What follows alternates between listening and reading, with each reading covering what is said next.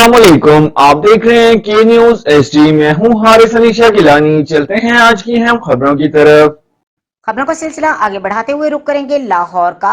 आज नजीर मसीह शहीद के लिए और साना सरगोदा के लिए लाहौर माल रोड पर पंजाब असेंबली के सामने मसीही बिरादरी की खवातीन और हजरात, चर्च लीडरशिप, समाजी रहनुमाओं और दीगर अफराद की बड़ी तादाद ने भरपूर एहतजाज किया।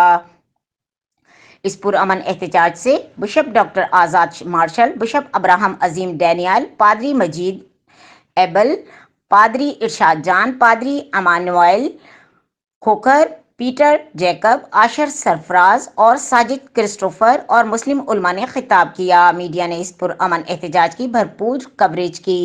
और तमाम समाजी तंजीमें, तमाम कलीसियाई लीडरशिप, तमाम सियासी और समाजी मीडिया और सबसे बढ़कर हमारे मुसलमान उम्मा कराम जिन्होंने आज जगते होकर जगती का पैगाम दिया है, चाहे जुल्म हो चाहे जो भी हो, इस परचम के साए तले हम फिर भी एक हैं।